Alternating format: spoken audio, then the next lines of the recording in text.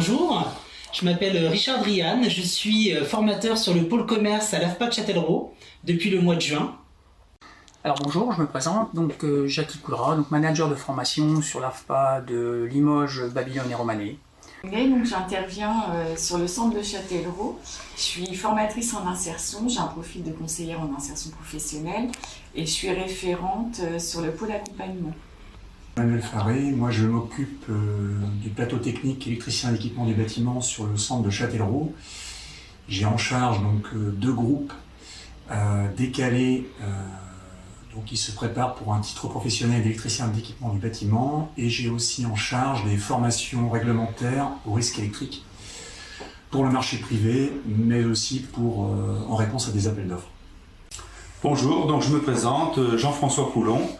Je suis formateur donc en maçonnerie et en maçonnerie VRD, voirie réseau divers, et en façadier.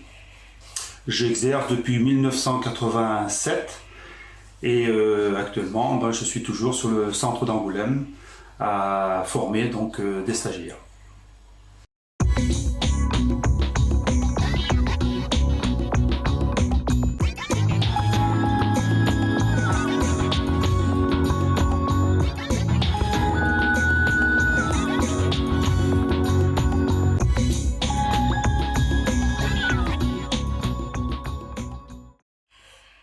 Nous allons déployer en Nouvelle-Aquitaine l'habilitation de service public, et vous avez une expérience similaire dans le cadre du SPRF depuis plusieurs années en Poitou-Charentes.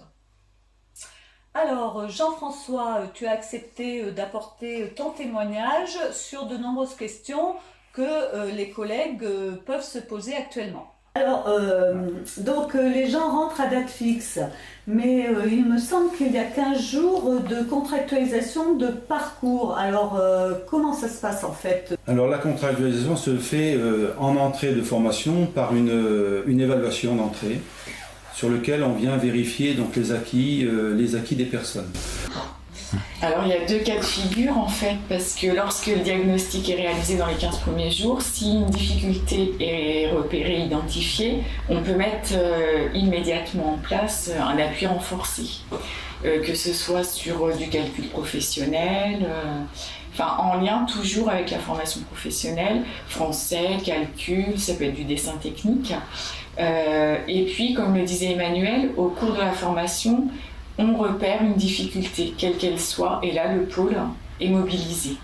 Donc ce sont des outils cognitifs forcément qui sont éventuellement le calcul, le dessin technique, le comportement, la logique.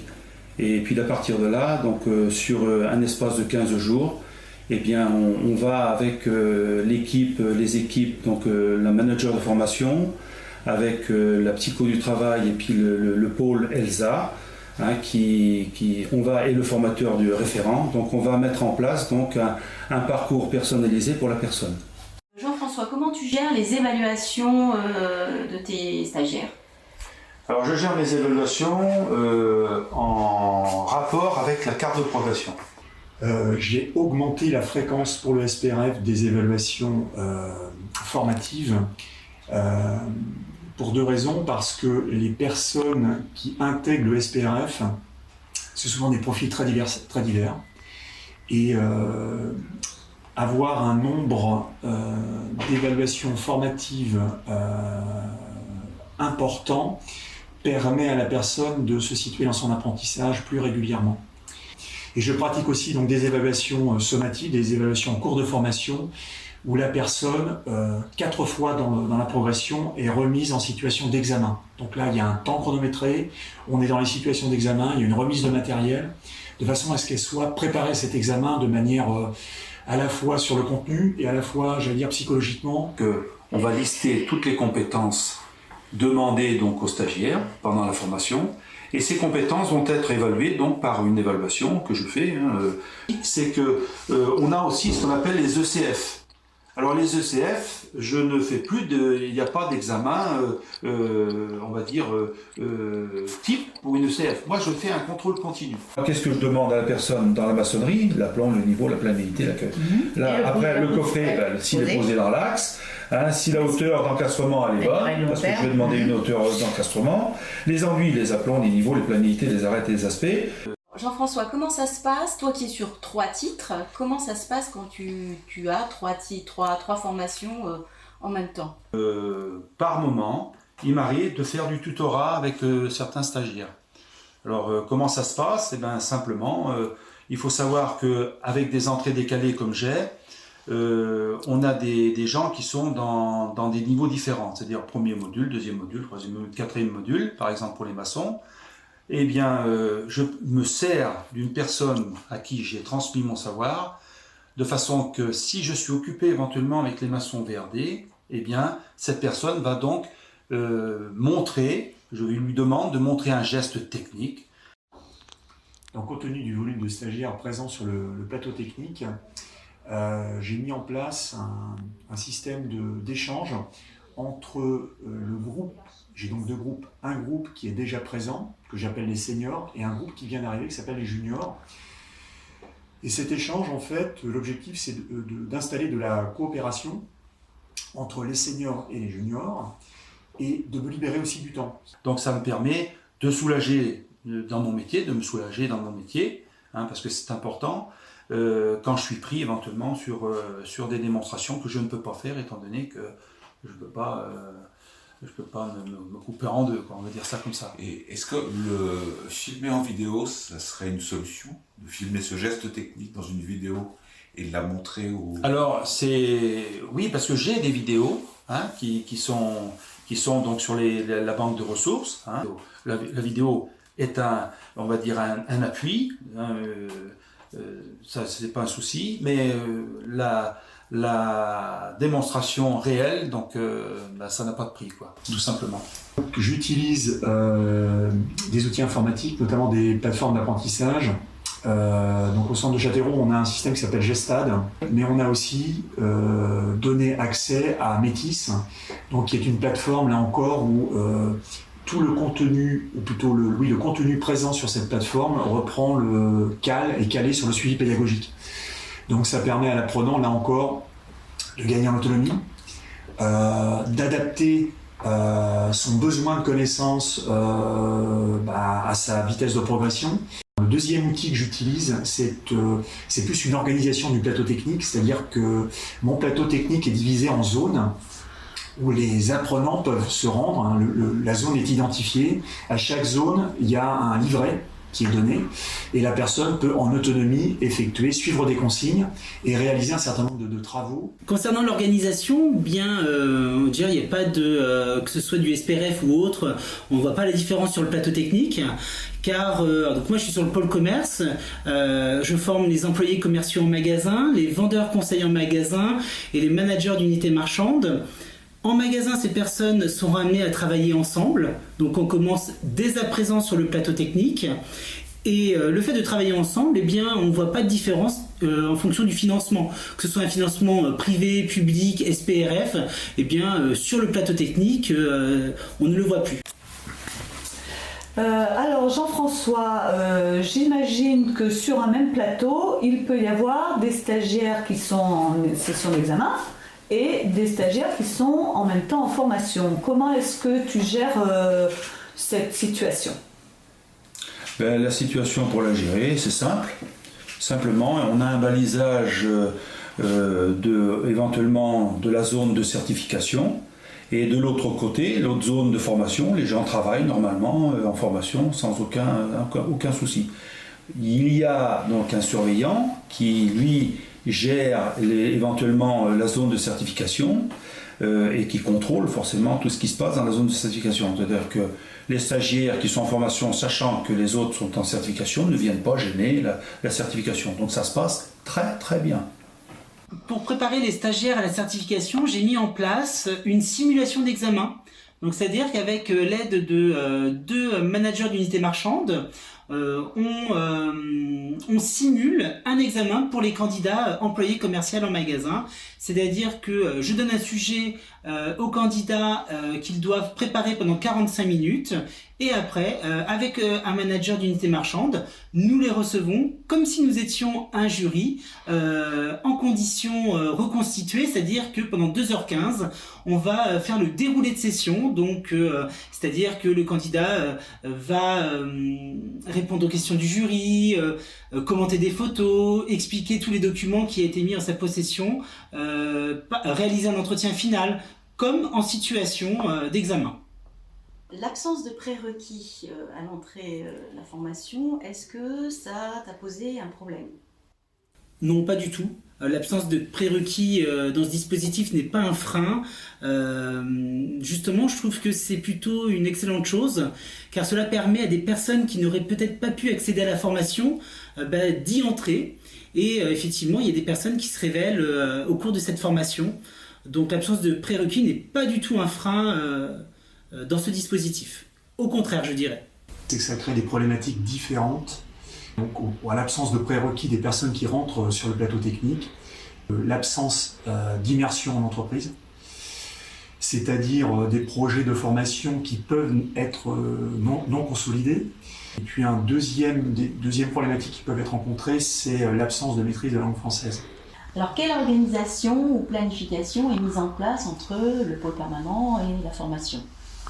Alors, au niveau du pôle accompagnement, sur chacune des formations, il y a 35 heures de technique de recherche d'emploi qui est prévue. Donc, elle est programmée dès l'entrée en formation par demi-journée sur chaque GRN. Et ensuite, il y a les 35 heures post-certification. Une fois que le stagiaire a passé sa certification, il y a 35 heures d'accompagnement vers l'emploi. Et au cas par cas, puisqu'après ce sont des appuis individualisés, c'est un volume horaire différent. Et le formateur du qualifiant n'a pas cette souplesse, il a un contenu pédagogique à assurer, et là vraiment on est très complémentaires. Donc Franck, pour répondre à ta question sur la future organisation de notre service habilitation du service public, alors moi j'y vois comme une réelle opportunité, puisque ça va nous permettre, nous, managers de formation, d'avoir une vision plus longue sur la durée, puisque effectivement on aura une vision sur 3 ans plus une année de reconduction. Alors comment vois-tu l'accompagnement des futurs stagiaires?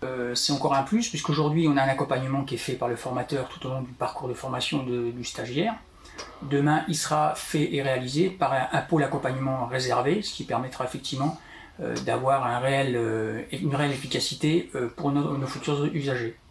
Tu as un conseil à donner par rapport à la mise en place de l'habilitation de service public?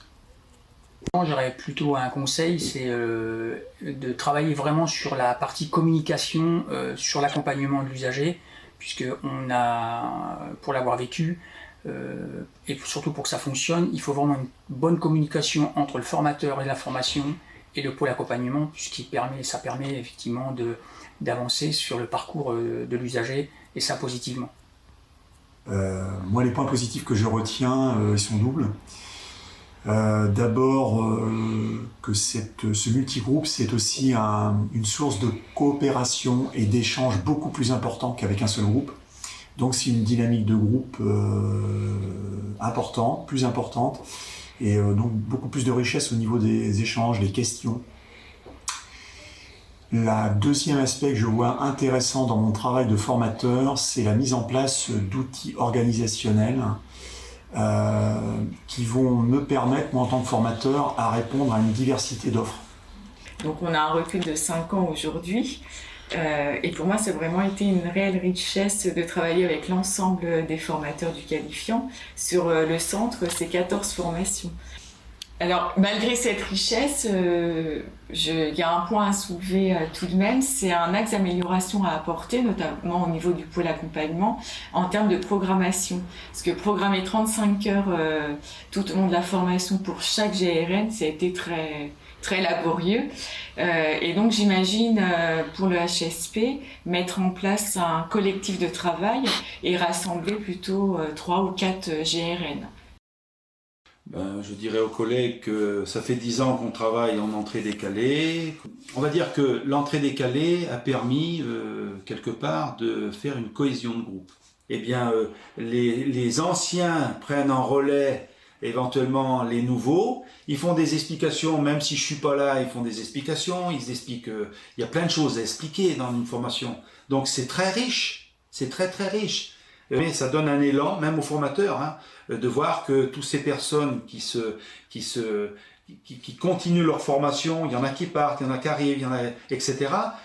Ça n'arrête pas. C'est-à-dire c'est un flux qui n'arrête pas. C'est ça qui est intéressant. C'est ce fameux tutorat qui est super intéressant. On donne un savoir à une personne et puis cette personne transmet le savoir qu'on a transmis. Alors ça, il n'y a pas mieux pour un formateur que de voir ça et de le voir pendant la formation, dans sa propre formation. Donc demain, moi j'invite tout le monde à aller vers l'habilitation en service public parce que ça n'a pas changé la donne par rapport au SPRFP, hein, donc ça a rien à, je dirais, ça va être la même chose. Et on aura en plus des heures supplémentaires pour pouvoir donner un coup de main aux gens quand auront besoin, quand ils n'auront pas les acquis pour entrer en formation.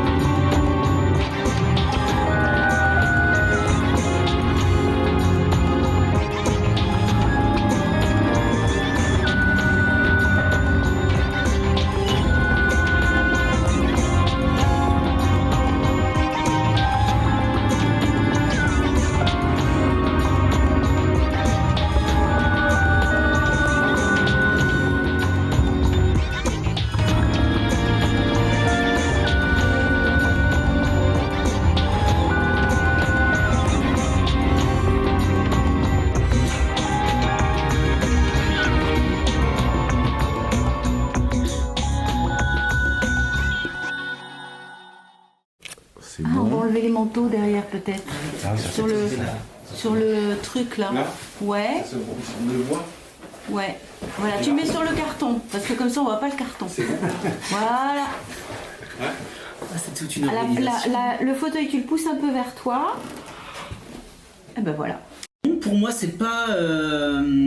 Pardon. Qu'est-ce que je veux dire les prérequis, c'était. L'absence de prérequis. Est-ce que c'est un frein ou pas? Oui, voilà. De filtre. Attends. Oui, c'est vrai. Mais c'est pour ça que tu n'es pas obligé de nous filmer à chaque fois. On vérifie en même temps. Là, j'ai perdu le fil là. Allez, top. On arrête tout. Moi, je peux poser parce que je comprends toujours pas comment ça marche. Ça. Alors, notamment peut-être en mettant, en programmant des groupes ensemble, peut-être que j'envisage de mettre une programmation avec coupé.